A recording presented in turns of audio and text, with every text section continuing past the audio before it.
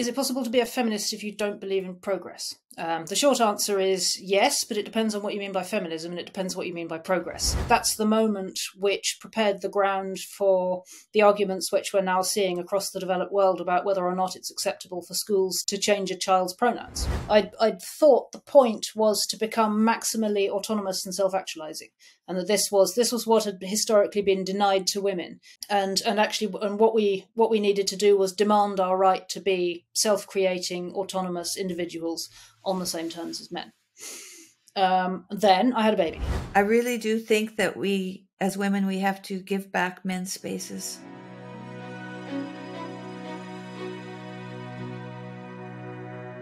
Hi, Mary. Hi, Tammy.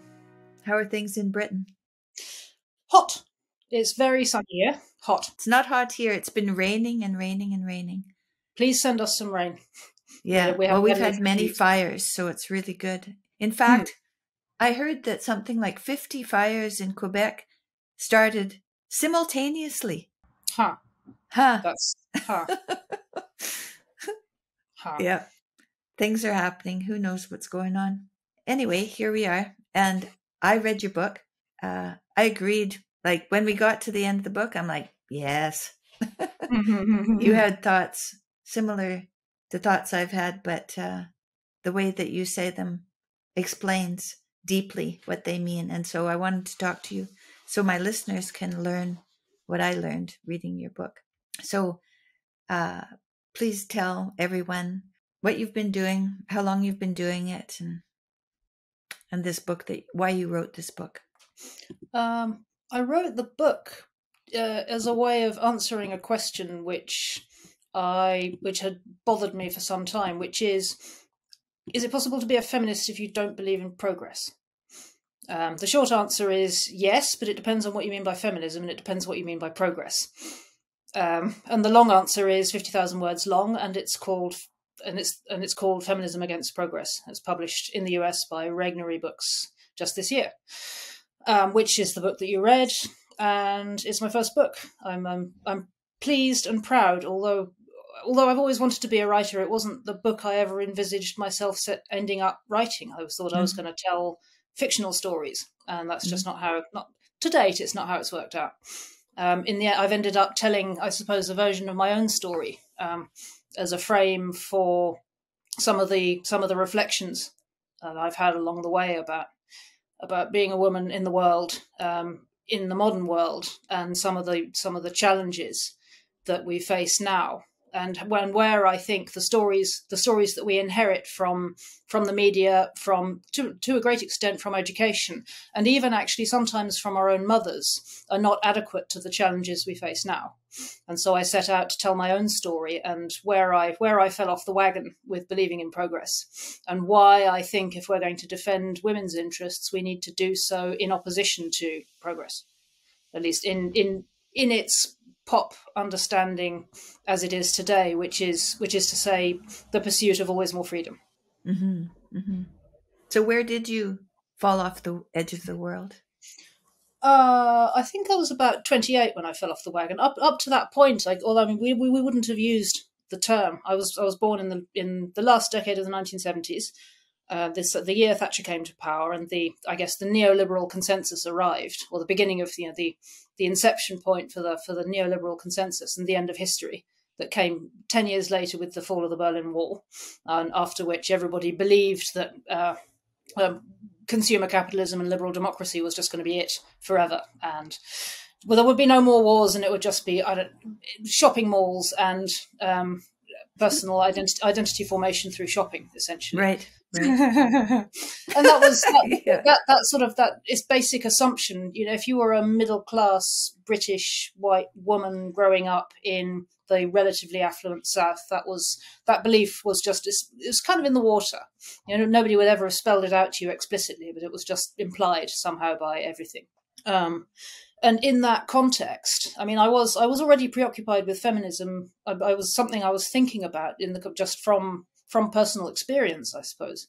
I noticed asymmetries and what seemed to me unfairnesses in terms of my parents' sex roles within their marriage, and in the way that I was constructed as a young woman, and my brothers were, in terms of what was expected of us within the family, which left me with dilemmas.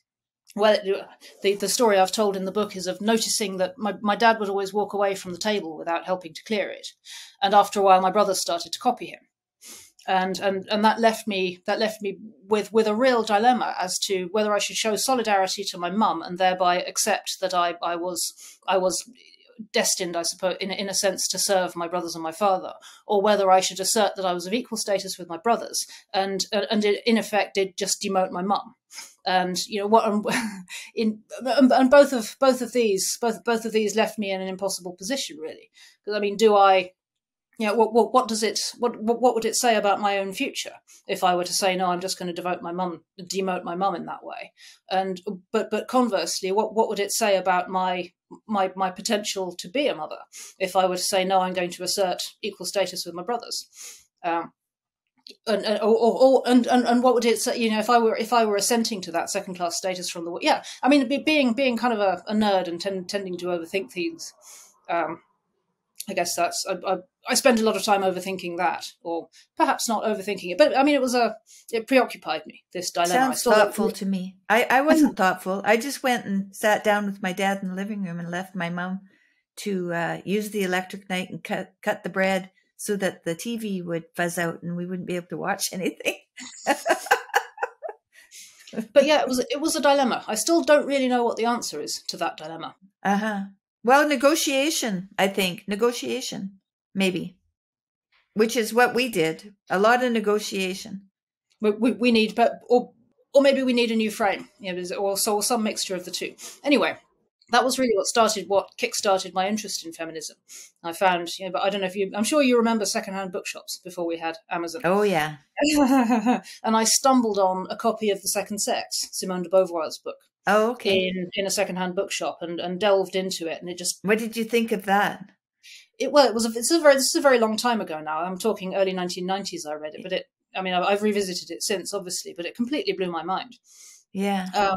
And just really kind of brought to the fore the realization that this wasn't the first time that I'd found that I wasn't the first female, I wasn't the first woman to have found myself wrestling with these dilemmas. Mm-hmm. As though a great many of them are set out. I don't think I understood all of it, or even most of it. It was just clear to me that this is a thing. There was a lot of biology in it, so it was very interesting. She was trying to comb through the literature and find answers for sure. Anyway, so fast forward to university, and I discovered critical theory and Judith Butler. All of that left me convinced that, it seemed to offer a way out, I think. And I found it very appealing because it seemed to offer a way out. And the way out that is suggested by Judith Butler and by the deconstructionists is something along the we can escape all of this by challenging ideology and systems of power as such. And that includes the ideologies and systems of power that construct us as sex in one way or another. Which put more crudely says you don't have to permit yourself to be constructed as a woman. You can construct your own selfhood and get out of the dilemma of who does the dishes that way. Yeah, I think that's. It's again, this is a long time ago, but I think that was broadly my takeaway, was that perhaps there was a way out in that way. So anyway, I spent my 20s, very much kind of taking the lessons of critical theory literally and doing my best to deconstruct everything.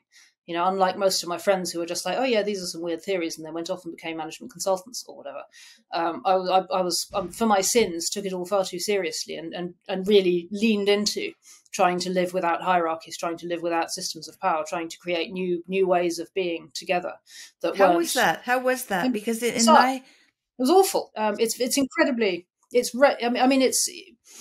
It's radically destabilizing. It leaves you nowhere. It's very lonely, I think, is above all else, it's very lonely. Yeah, exactly. I had someone on my podcast because I didn't study postmodernism or feminism or anything. I studied sciences. I just stayed away from it, And when I decided that it was necessary to understand all this, I had someone on my podcast to explain it to me. And it made me feel like I had nowhere to touch ground. Mm-hmm. Right? It just, it took me away from the earth and made me float in the air, and it was really uncomfortable. Mm-hmm. Yeah, I mean, to an extent, I'm still floating there. I mean, I think a great many of the insights of postmodernism are just correct. Language really does construct reality. We really are scripted to a significant extent by systems of semiotic and sometimes embodied power to a far greater extent than the supposedly autonomous Enlightenment subject would appreciate. But it doesn't follow from this that we can do anything about that. That's I think where the whole the whole sort of postmodern liberatory project goes wrong. But I mean, these are all conclusions I came to later on, and really, I suppose I hit a kind of personal crisis in my late 20s where everything which I'd tried to do on the basis of that paradigm fell apart, including the business which I'd helped to found, and my social circle went with it, and my best friend went with it, and my living situation went with it. It was a proper dark night of the soul, and I came out the other end of it like 7 years later. Wow. It was, having re-examined pretty much everything I believed up to that point, met and married my husband and moved out of London.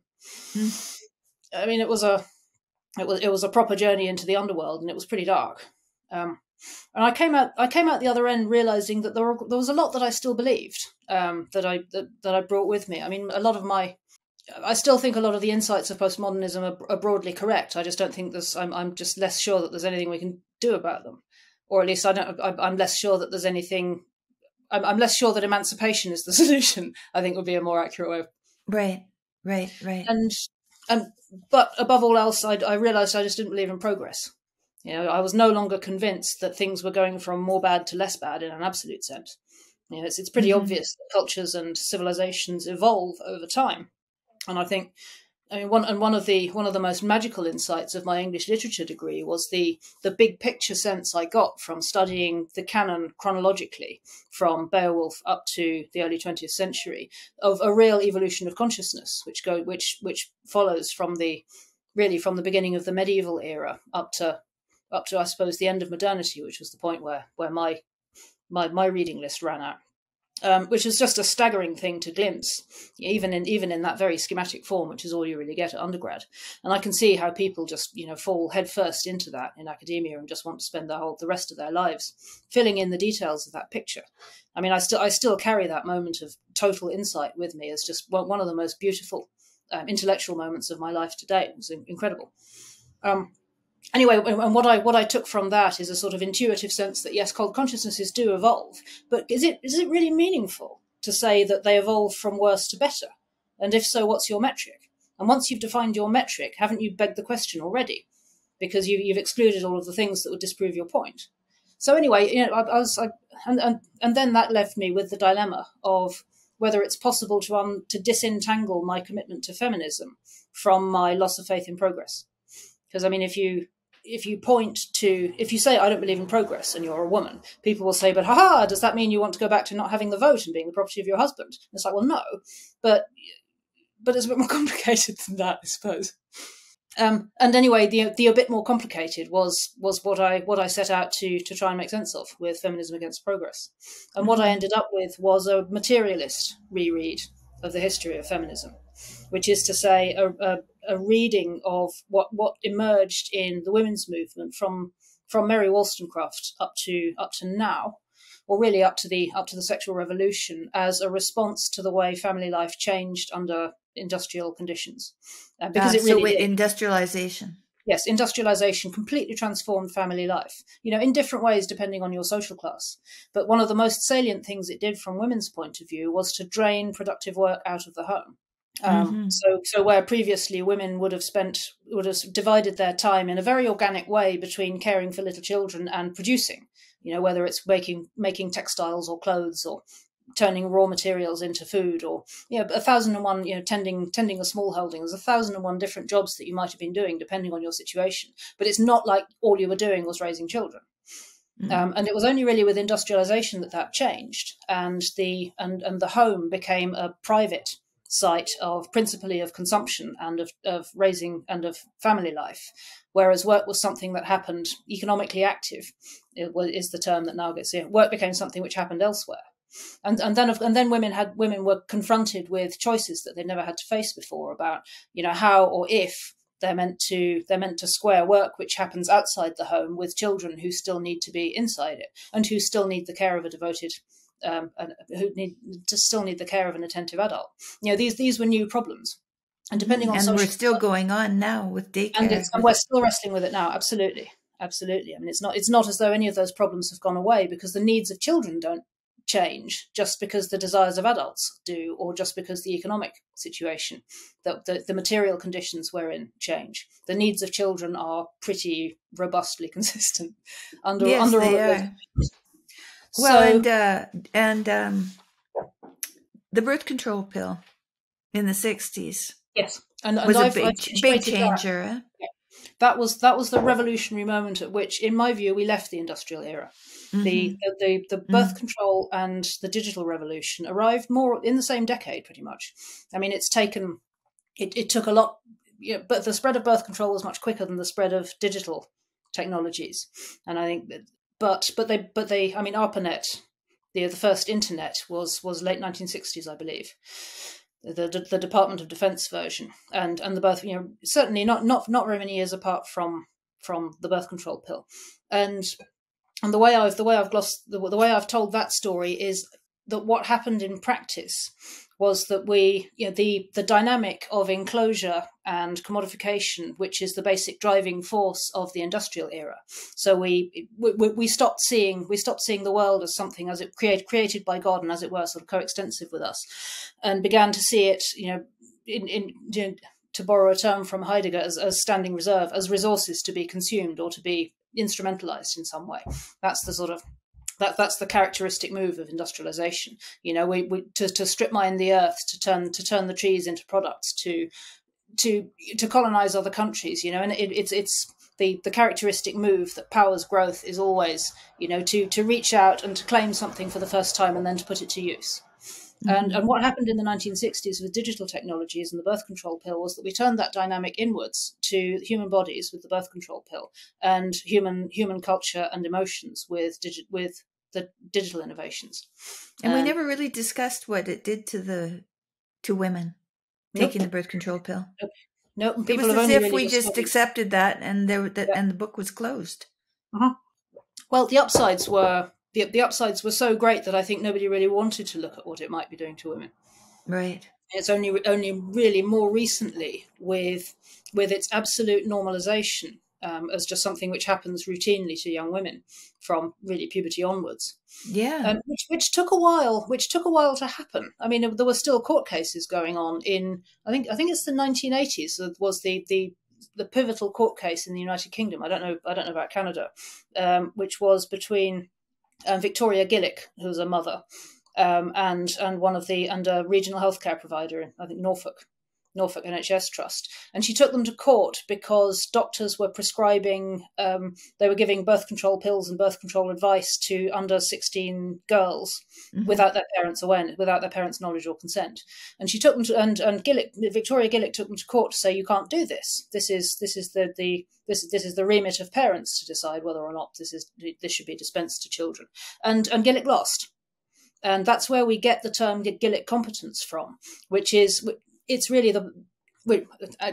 another pivotal moment in the removal, if you like, the removal of parents from the wider medicalization and technologization even of their children's bodies. I mean, where it's a slight diversion from the what we're talking about at the moment, but in my view, that's the moment which prepared the ground for the arguments which we're now seeing across the developed world about whether or not it's acceptable for schools to change a child's pronouns.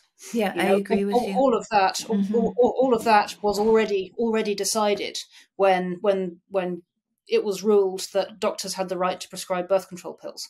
Yeah. Well, when I was 15, I went and got the birth control pill. My mom had no idea. And it changed me psychologically. I became much more aggressive and argumentative. It threw me into a type of depression, but she didn't know that I had made a change. Right. And so one of the things that people have to do is include their community in all their decisions that they make. And we've stopped doing that. We've been told we have freedom from everything and we can do everything on our own. And that leaves you, like you said, lonely. Very much so. Very much so. But I mean, at scale, what the birth control pill does, and why I think one of the reasons I think it's so significant as a cultural as a cultural pivot point, is that this was the first mass adoption medical technology which set out to break something which is working rather than to fix something which is broken.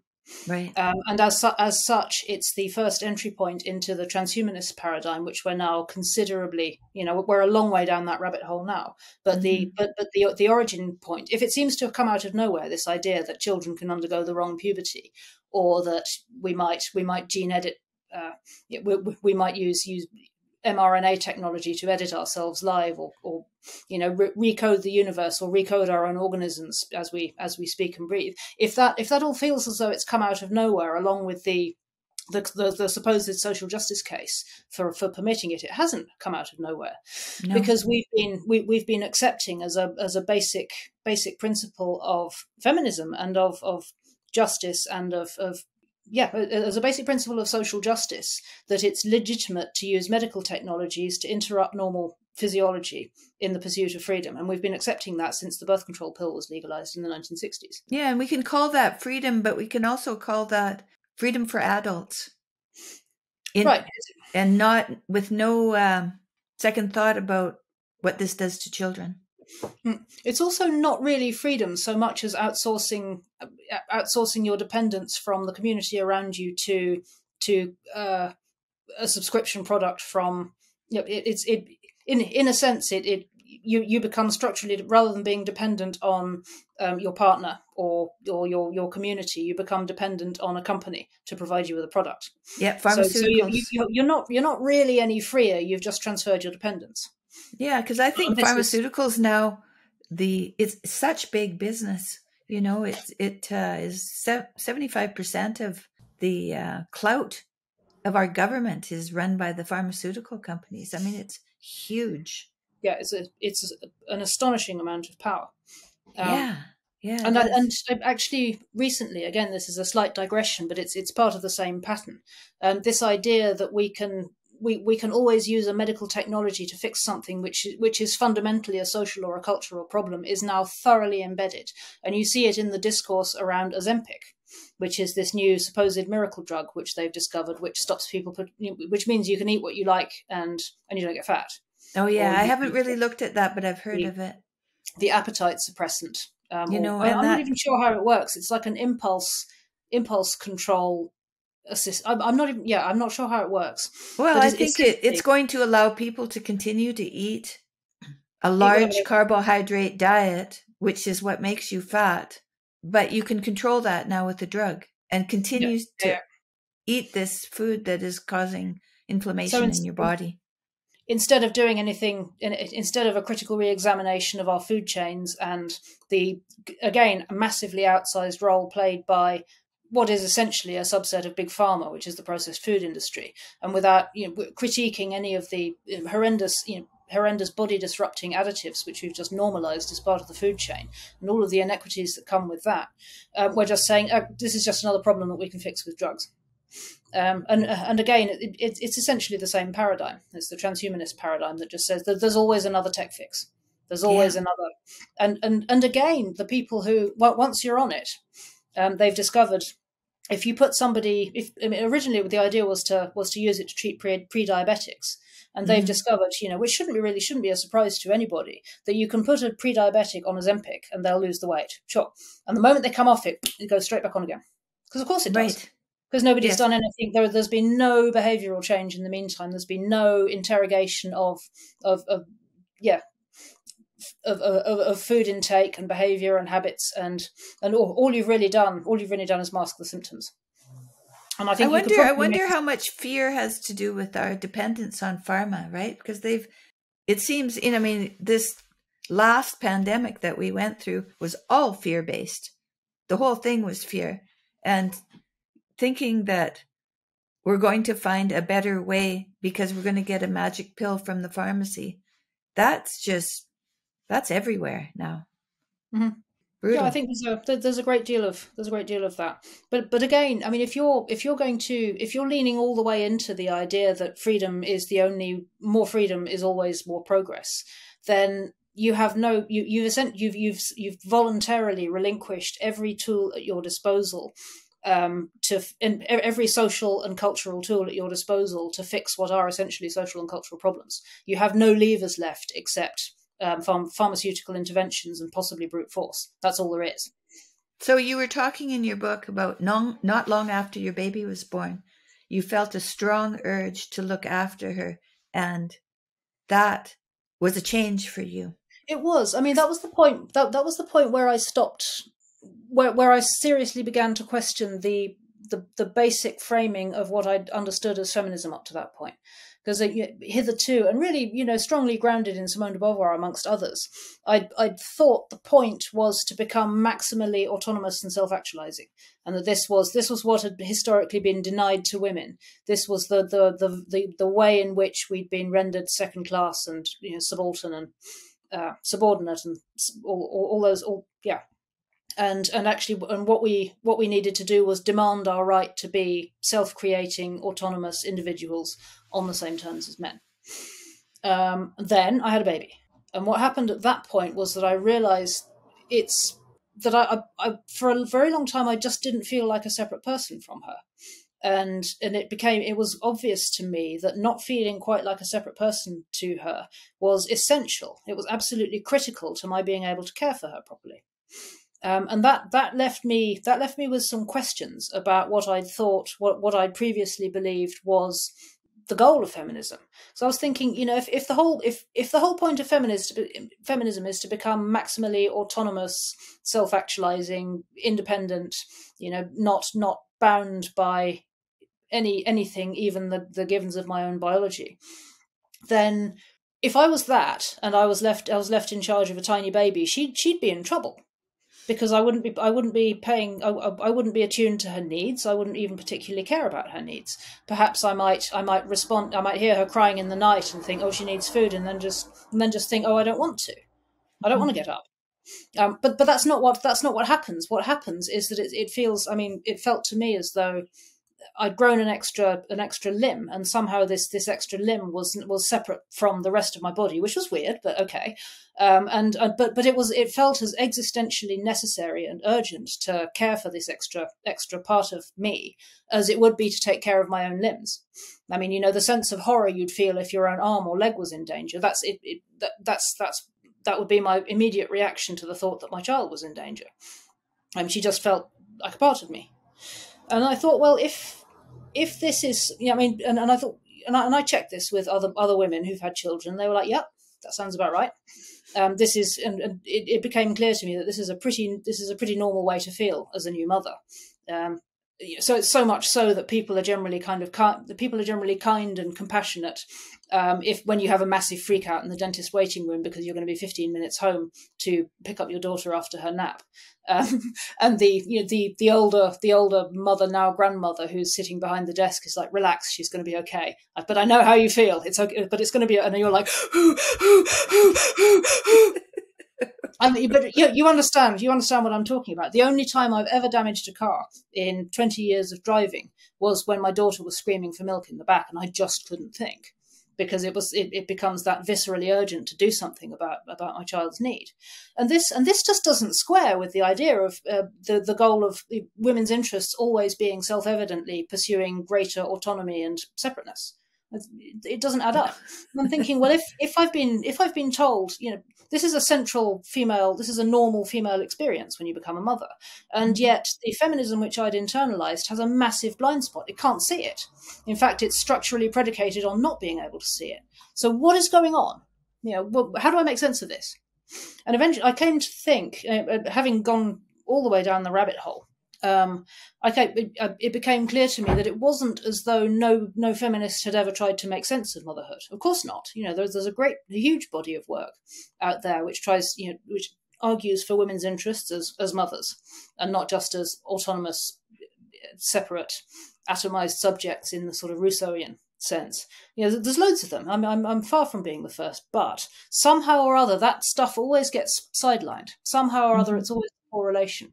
I was thinking, why is this? Why is motherhood, why is maternal feminism always the poor relation? And why does it always get marginalized in this way? And in the end, I came to the conclusion that one of the reasons it's marginalized is because throughout the industrial era, there was a real dialogue between the feminism of care, which is to say the feminism of motherhood and maternality and relationship, and our embeddedness in society and community relations, and the feminism of freedom, which is the more Rousseauian atomized kind. And both of them had some justification because both of them were responding to aspects of what had changed with industrialization. But that eventually this dialectic, which was very rich and fruitful, and I mean there's a whole history of feminism there, so I'm not going to try and summarize it now. It was settled in favor of the feminism of freedom in the 1960s. Right. And it was settled for freedom with the legalization of abortion, which came inexorably downstream of the legalization of birth control. Because I mean, right. wherever you stand on abortion, it's hard to think of a clearer statement that freedom is more important than dependence, than to say my freedom is so important and my right to defend it is so all overpowering that I'm entitled to do so even at the cost of a potential life that's radically dependent on my own body. So that was, and since then, the feminism of care has struggled on. It still exists, but it's marginalized, and what we understand as feminism since the sexual revolution is pretty much entirely. I mean, I don't really see it as feminism, although it travels under that banner. But I've named it in the book biolibertarianism, which is to say a libertarianism of the body, which claims that all of us are entitled to transcend every given of our own embodied life, and that begins with the givens of women's bodies, but it extends eventually, has increasingly extended to the givens of anybody's bodies, to the point where we're now just free and entitled to remodel ourselves as we see fit, and increasingly that's becoming normalized as the new belief and the new social justice objective. This idea that we're all just entitled to remodel ourselves as we see fit. Right. So this whole idea of freedom has come down to we are free to change ourselves at the cellular, at the DNA level. Mm-hmm. Yeah, and I think it was with. Wow. It was at the point. It was in the 1960s that it tipped over from being something which happened within a set of givens about our embodied nature. That were more or less taken as read, and became theoretically limitless and applicable to our own bodies. And at that point, it really became or has become since increasingly a delivery mechanism for big biotech. It's become a stalking horse for big pharma. It's become a vector for big biotech, and and even more broadly than that, it's become the legitimating force for the commodification of our bodies, particularly of women's bodies, but increasingly now of children. And it's always children who pay the price, absolutely without fail. In the war on human nature, it's always children who end up paying the price. Mm-hmm. Whether that's the children who are being experimented on by gender ideologists, or whether it's the babies who are separated from their birthing mother in commercial surrogacy, it's always children who pay the price. Yes, because those children will grow up with no medical history. No medical history. They will, and they'll grow up not knowing who they are, because they'll never see themselves in their own parents. And they'll feel a loss that we don't even talk about. And they do. It's well documented. There are a great many stories already out there of mother longing and mother loss as a consequence of these technologies. And these are sacrifices that we ask children to make in the name of adult desire and adult emancipation. Yeah, we ask them. We don't even ask them. We impose it upon them without their knowledge. Yeah. Yep. Yeah, it's brutal. We have to think about this. Yeah. So these were not conclusions I already had in mind when I began writing the book. Really, this began as an inquiry into what had happened into how to make sense of where I'd found myself, and it ended up being a much more full spectrum than I expected critique of the entire biomedical commercial and biomedical complex, which Well, is you're now a very much. thorough person, and that's why I'm talking to you, because when you think of something, you think of it in every way possible. I'm married to somebody like that. So I'm used to it. And I learn a lot from it, and I appreciate it. It's a gift, even though the insights that you get, can be radical, and It's not always what you want to hear. no, it's not all roses and light. That's for sure. In fact, it's little light, and we've gone down this rabbit hole a long ways, and now we're doing surgery on children. Yep. Radical surgery on children. It's got to stop. Yeah, I So, mean, there are these memes that do the rounds on the internet. The illustrations of people feeding children into the flaming mouth of Moloch. The ancient cult of Moloch, yeah, the sacrifice of babies. And people speak as though that's literally happening again, which is obviously not the case.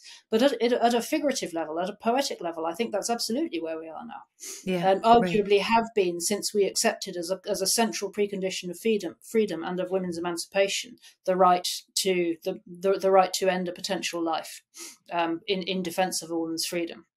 Yeah. I mean, but it goes considerably further than that. Every time we ask a child to sacrifice their known genetic parents, we're sacrificing a child for adult desires.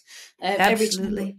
Every time we separate a baby from the woman with whom he or she has been bonding for 9 months in utero and hand them to a complete stranger in exchange for money, we're asking a baby to make a sacrifice. Yes, that's And there for are, sure.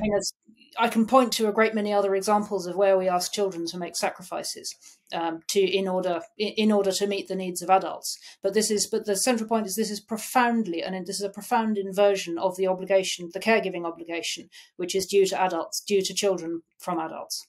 Due to mothers. Yep, due to mothers and due to children. And children's needs, as I said, have not changed.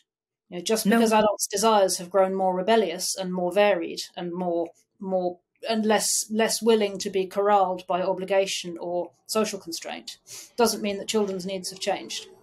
And so every time we make that advance again, away from what's understood as children's needs and further into the realm of acceding to adult desires, we ask children to make another sacrifice.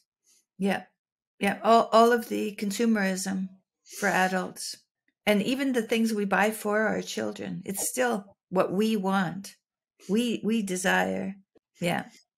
Let's go further and talk about cross-sex men, and you talk about sliding down the path to freedom through tech.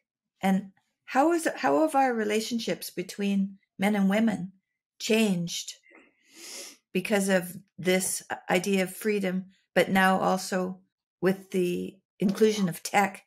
I think what I've set out to show in the second part of the book is that we can give ourselves the impression of having escaped the limitations of our own nature using technology, and we've come up with a great many amazing innovations which seem to burst the bounds of what was previously a limitation of the human body and human nature. But invariably, what happens is that increase in freedom comes with a further advance of the market. So, in a sense, human nature is never actually abolished. All that we ever do is give us all we ever gain is the illusion of greater freedom, and at the expense of an advancement of the market.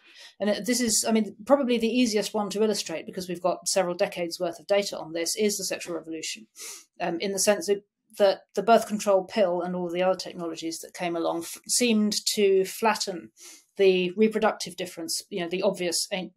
We all know that men and women are differently shaped and our reproductive roles are different. And that's a fairly immutable fact about the human organism, right? The birth control pill gave the impression, and to an extent, the reality of having flattened that core reproductive difference between men and women, such that men and women could, in theory, have sex without consequences, both. And up to that point, women's sexuality had been policed very asymmetrically relative to men's sexuality, and with robust reason. It might not seem very fair from an egalitarian point of view, but at the end of the day, it's the class of humans who are capable of getting pregnant who are going to be the ones who are watched most closely to make sure they don't do so in without the father being around. Right? This is just obvious. So sexual mores have always imposed an asymmetrical burden of social control and stigma on young women who in order to avert that happening, because if there's a fatherless baby in a medieval community, then obviously that's kind of everybody's problem. So a huge amount of social and cultural energy goes into trying to stop that happening, and you see that all the way through the folk songs that come out of the Middle Ages through to much more direct and coercive means of punishing women who fall foul of that, and none of it's very pretty, but you can see why it's happening. Just at a social and a cultural level, the aim is to minimise the number of unplanned or unwanted fatherless babies, because they're everybody's problem. Then the pill comes along and just blows that out of the water overnight, pretty much, because all of a sudden women can, in theory, have sex in the same way as men. And so where previously, in a sense, the community really did have skin in the game, where women's sexuality was concerned, and far less with men, all of a sudden it was thinkable for the first time that women's sexuality belonged only to them, and in fact the community had no say in what I do and who I do it with. It was completely unthinkable for a young woman to make that claim prior to reliable birth control, because it just wasn't true. Of course, your mothers and your grandmothers have a say in who you're having sex with and when. If there's a material possibility that you might get pregnant as a result, and then everybody has to deal with the fallout. And once that stops being true, it becomes thinkable for the first time. So in a sense, women's sexuality is privatized by the arrival of this new technology. Yes.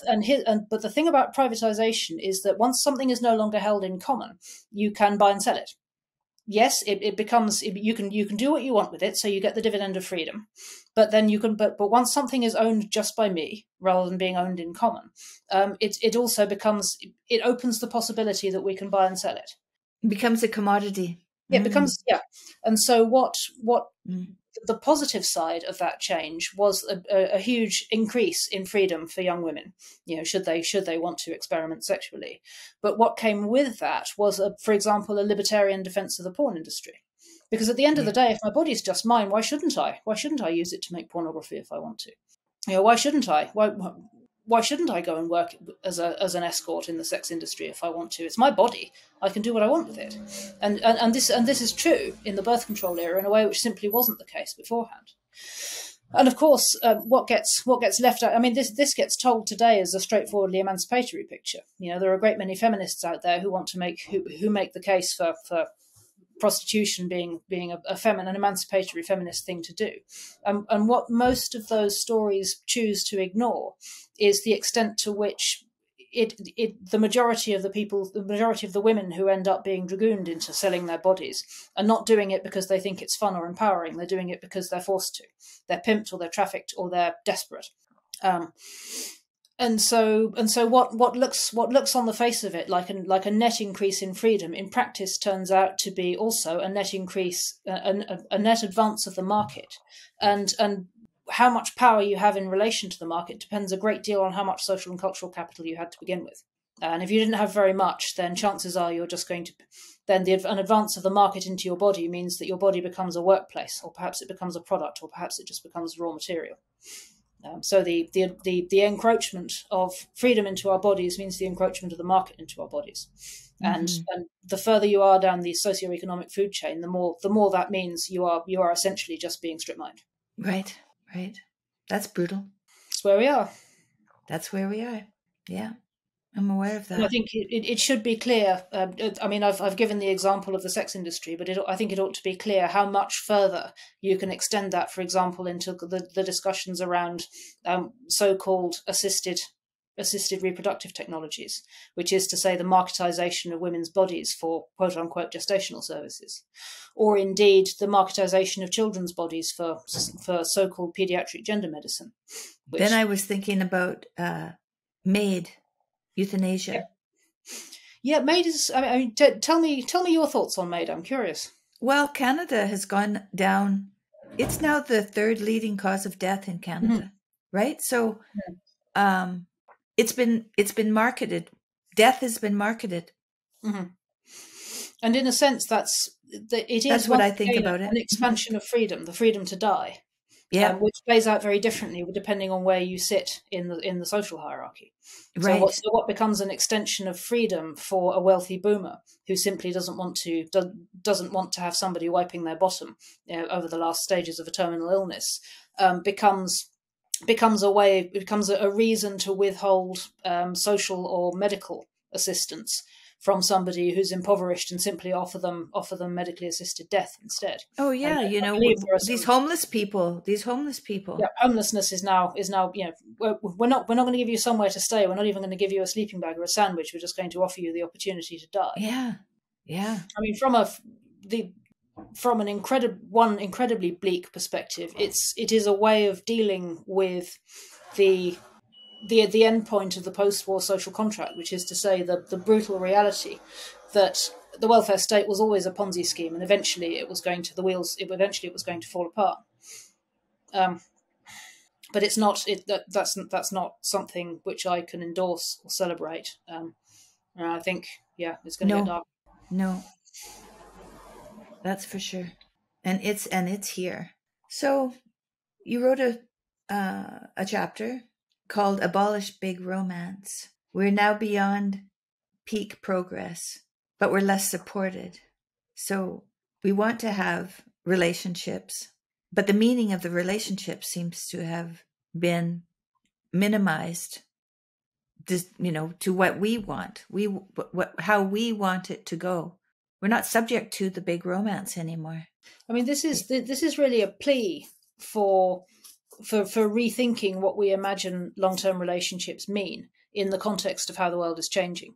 I suppose it's an anti-utopian plea for a new understanding of what romance and what love means. Okay. In the sense that, I mean, I won't try and rehash the entire historical argument in the book, but very, very broadly, very, very crudely, we've ended up in a place where marriage has very little material meaning in the culture and is understood mostly as a vector for self-actualization, within a paradigm where it's just taken as read that you can end it at any time for any reason if it's not delivering on the self-actualization front. And my argument is that this is simply no longer tenable, and I wanted to make the feminist case on behalf of all of those women who are now growing into adulthood in a world which is which is past peak progress. To say that if you want to be mothers, if you want to be a mother, it's obviously and well documentedly true that you'll flourish to the extent that you're well supported, and that can and should include a partner who has your back. Mm-hmm. You'd be crazy to go it alone, particularly as the economy gets more unstable. The geopolitics is far from being the endless world of peace and prosperity that it promised in the 1990s. The climate change is real.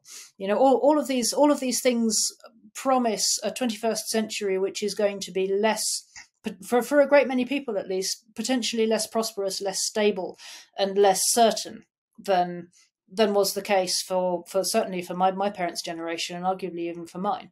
And under those circumstances, I think we need a new understanding of what long-term partnerships mean. Firstly, if you want to be a mother, you should get married, and you should aim to stay married because you'd be crazy not to. The idea that you can be a single mother and cope at all is predicated on the idea that there's always going to be a welfare state. And bluntly, I just don't think that. I mean, we've just been talking about MAID, which is increasingly replacing the welfare state in Canada. If you're poor or sick or vulnerable, they don't give you any support. They'll just kill you. Or persuade you to kill yourself. And under those circumstances, no one's coming to save you. And that's probably going to be true for the next generation of single mothers, that no one's coming to bail you out. You know, Right. if your relationship ends and you're left literally holding the baby, no one is coming to bail you out except those people who are willing to bail you out. Yeah, So you got to realize your community is more important than you thought. Like really important. I mean, really, it's and none of this is happy news. And I wish I wasn't saying, but this is what I see coming. It's in the mail. It's pretty much, you know, for a great many people, it's already here. And under those circumstances, we just have to think differently about marriage. You know, we have to think differently about who we choose, and we have to think differently about why we stay, and what does or doesn't constitute a reason to end a long-term partnership. And I think, and to be clear, I'm not making the case here for staying in marriages which are obviously violent or abusive, because there are, you know, there are some of those, and there has to be a way to exit a situation like that. But there are a great many marriages which are just meh, right? You know, which are sort of pretty much okay. And the big romance model, the relationship as the self-expressive marriage template, which is the one that young women internalize now, more or less, says that if your relationship is just meh, you're entitled to exit it, and in fact you probably should, because you deserve better. And it's like, when you've got kids, and when no one's coming to bail you out, and when the welfare state is being replaced by an industrial suicide machine, you know, are you really sure about that? Is this really how you want to be thinking about it? You know, if none of this is a happy story. This is a very, you know, my feminism is about as anti-utopian as it gets.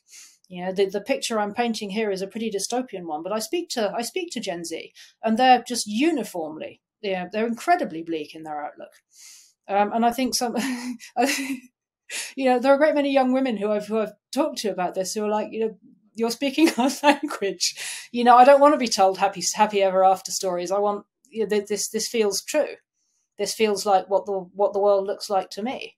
I mean, maybe I just don't hear from the young women who just think I'm being a miserable old bag, and, you know, trying to persuade women to stay in abusive relationships, which is absolutely not the case. That's absolutely not what I'm trying to do.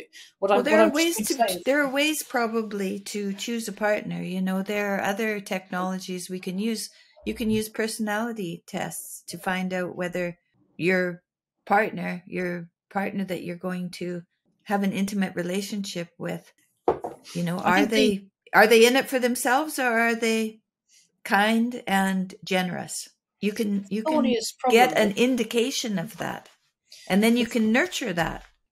There are ways. When I speak to 20-somethings, my sense is that the absolutely thorniest problem that most of them face is how to find somebody, how to find, just full stop, how to find somebody, and how discernment even happens now, in terms of, you know, who could be somebody to spend your life with. I had a young man talk to me last night.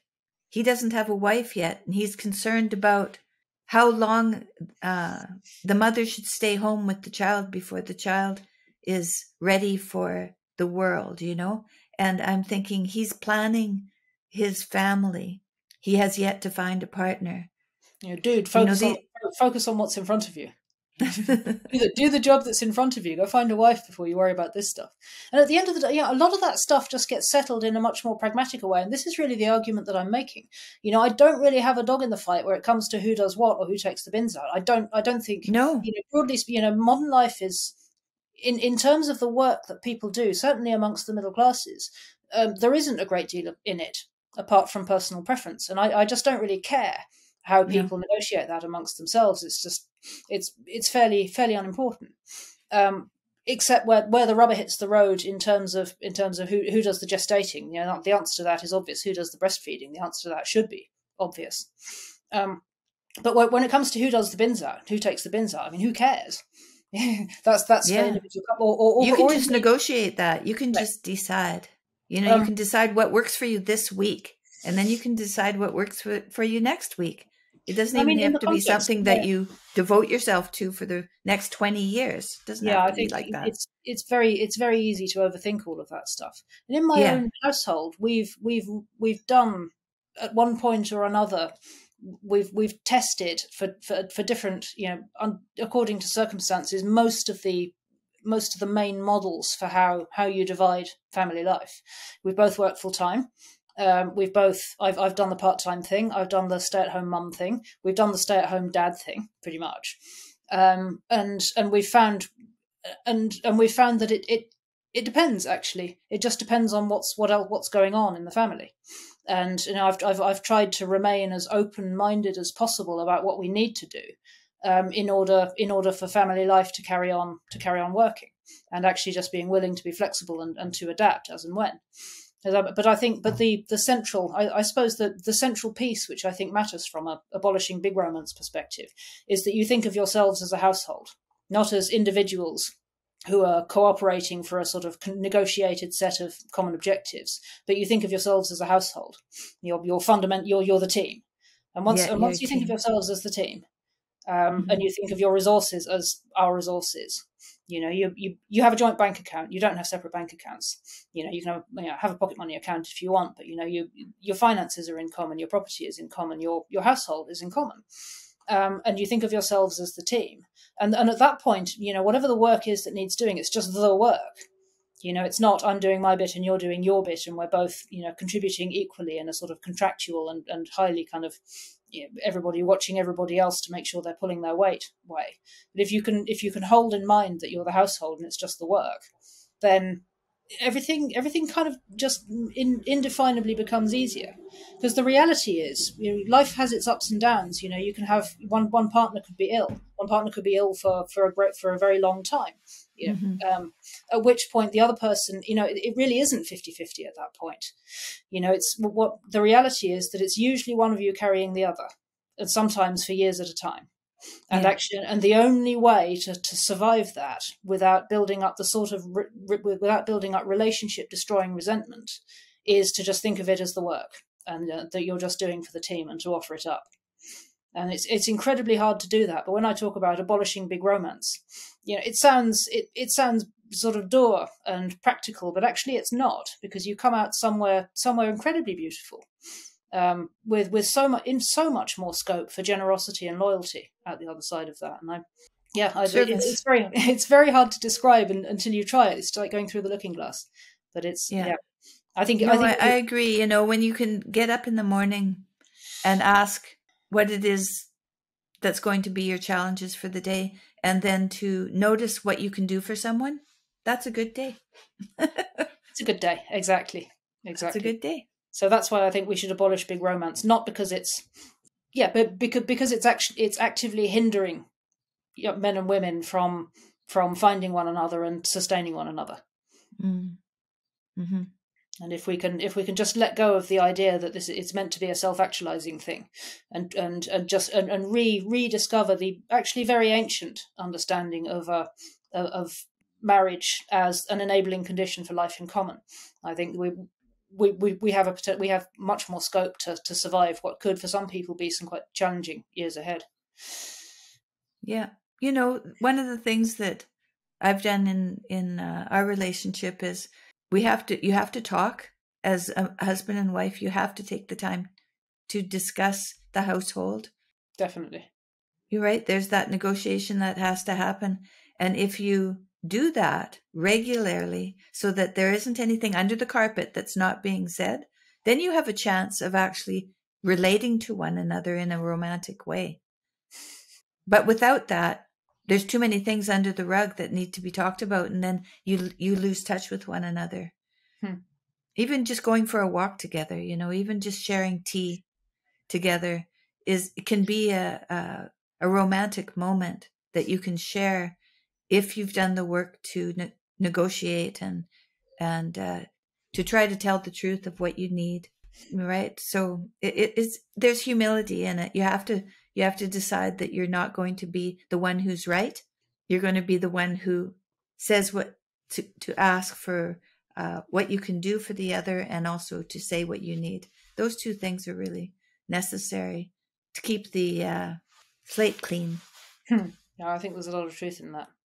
Yeah, because then things happen, right? Things happen. Your kid gets sick. Yep. And then you have to deal with that. And you don't want a whole bunch of stuff in the way of that, because you want to be as clear as you can be. So you say in this book, where have all the good men gone? What do you mean by that? Well, I'm blessed in the sense that I married. I have one. I've been on the shelf for 15 years. I married one of them. I'm grateful every day for his existence. So I'm not really asking that question for myself, but there are a great many women who do ask it.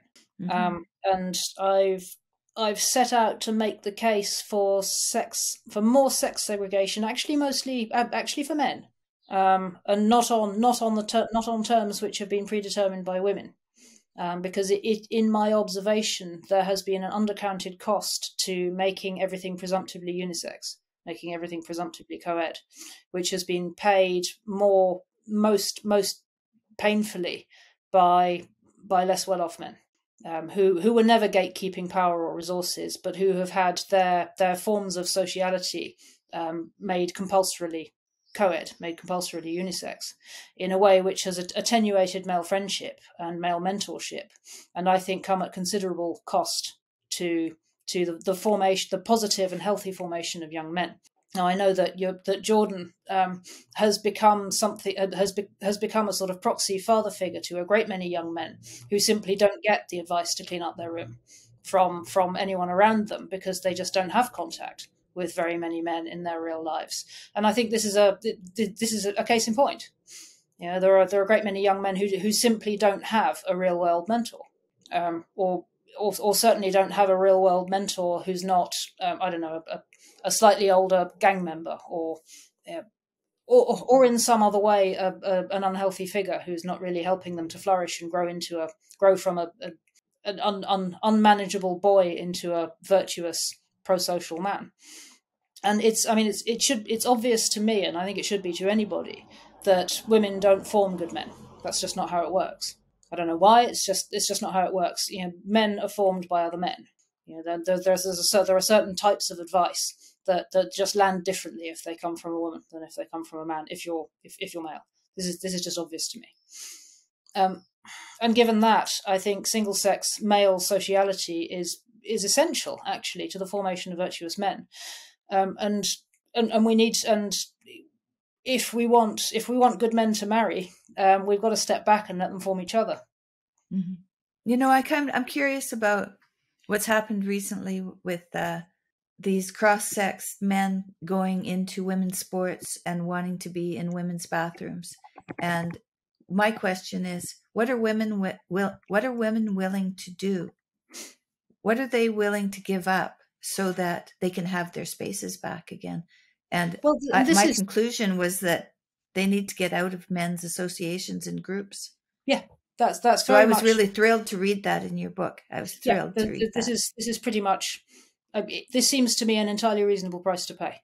You know, because actually, you know, looking at it from the other end of the telescope, a very common response that comes out of the great many resentful anti-feminist men who lurk in the internet, in response to women saying, please, we need men to support us in defending women's spaces, is, well, feminists have been campaigning to make all male spaces co-ed for decades. So you made your bed, ladies, and now you can lie in it. Let's make it co-ed. Great. And I'm thinking, well, you're not being, it's a bit more complicated than that, but it's not totally without justification. You know, I think there's and there are a great many all male spaces which were never gatekeeping power, and they were never gatekeeping resources, and they were never hotbeds of misogyny, and they were never any of the justifications which are used to break down those boundaries and to allow women access to all male social spaces. And yet they've gone the same way. They've fallen foul of the presumptive co-edness of everything now. And where that's the case, and where men have felt the loss, I can sort of see where they're coming from in being less than enthusiastic about sticking up for those few single-sex female spaces which remain. Right.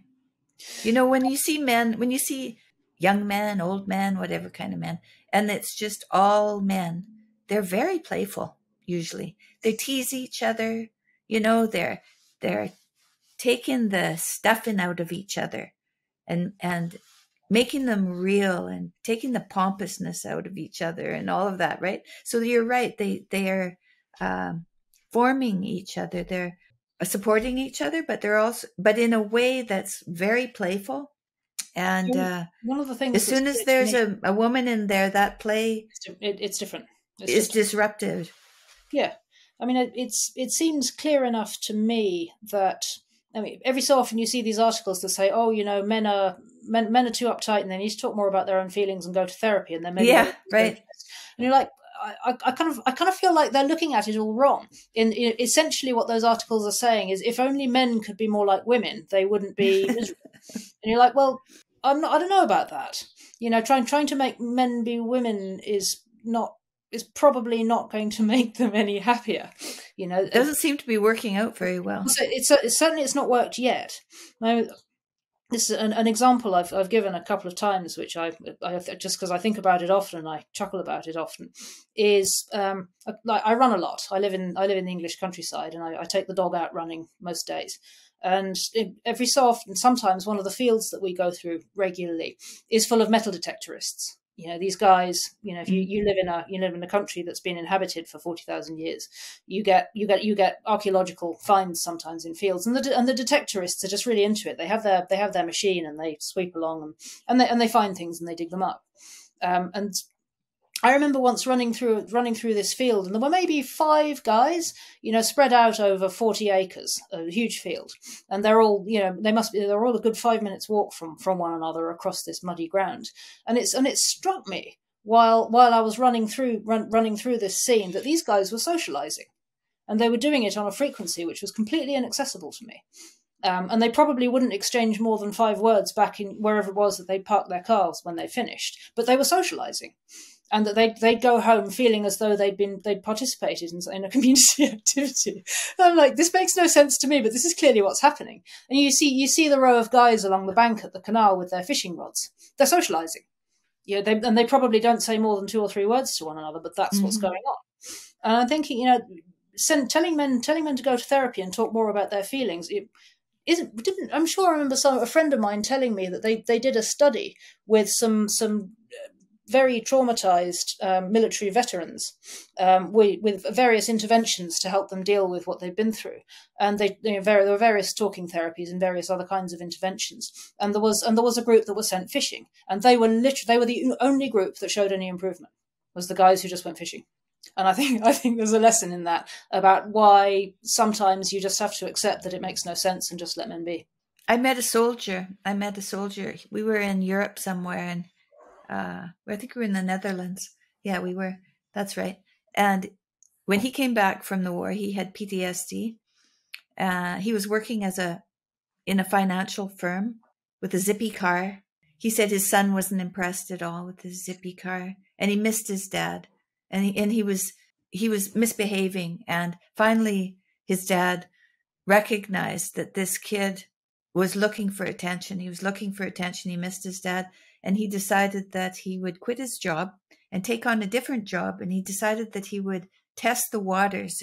And you have to, in the Netherlands, you're always testing the water. There's so much water, testing the water. So he's out there testing water, and he buys a Jeep or something. And then his kid is really happy because his dad's got a Jeep. He can take him out with him when he goes if he wants. All of a sudden, he's got his dad back. And he said that experience of being out there in nature, doing what he needed to do, took care of his PTSD, and it went away.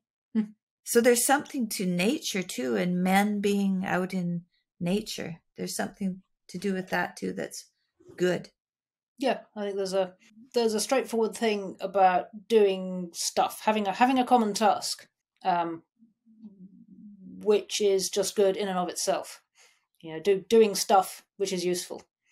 You know, my husband, I know if he's stressed, he likes to build a bookshelf or something out in the backyard, you know, with my son. That's what he wants to do. Male bonding with nails and a hammer. It's a thing. It's a thing. Yeah. It's a thing. Yeah. It's a thing. And what do women do? What do women do? We like to make cabbage rolls together. Yeah, or you do something. Whatever it is, involves a lot more conversation. Yeah. But the thing is, you're not allowed to talk about these differences except as things which we should probably try and do something about. I'm like, and I'm thinking, well, you know, we could try and fix all of this. We could try and abolish these normative differences, or we could just let them be. Or we could just accept that, there's a great deal of variety and there's a great deal of overlap, and who knows where the boundary is between nature and nurture. But frankly, who cares? Can we not just be a little bit more pragmatic in terms of how we're assessing the normative patterns of men and women, and just accept that, on balance, in general, we're probably a little bit different, and just work respectfully with that to the benefit of everybody? This seems like the obviously compassionate approach to take, and just rather than railing against our own nature the whole time. That just seems a huge waste of energy. Yeah, and to strive to have community, to strive to be with community, and our children. That's a gift from God to have a child. It brings something into your life that wasn't there before. That's a miracle. Really. Like here it is, a man and a wife, and they're living together, and then all of a sudden there's this little creature that is there and is going to be there and is going to change and thrive and change your lives. And that's a miracle that happens.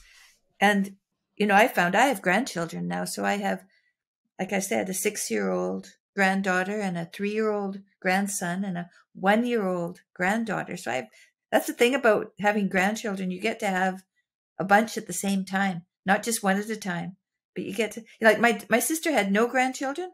Then she had 3 all of a sudden, because all her kids had kids at the same time. And you get to find out what it is to be with children again, because I think when I was a mother, when I was a child, my mom, she did her best, she loved us. She wasn't that great at playing with kids and giving us attention. And so then when I grew up and I was with my kids, I probably wasn't great at giving attention. And now I have grandchildren, and I'm recognizing my limits of being with my children, and I can change that. So I got 3 chances to figure out how to be with children in a way that's good for our relationship. And, we need all those times to figure things out. We need a few chances. And so that's why I think why the generations are set up like that. Is it, okay, 3rd time lucky or something. Right. I love my family. I love my community. And I think that it keeps me sane. Yeah, there's nothing else to hang on to in the same way, I don't think. No, that's right. I really liked your book.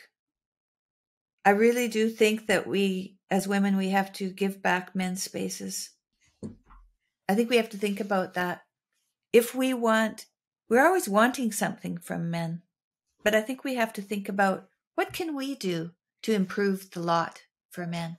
That'd be a more generous way of dealing with it, And if it's generous, then maybe it's right. I think that's true, yes. Absolutely. Yeah.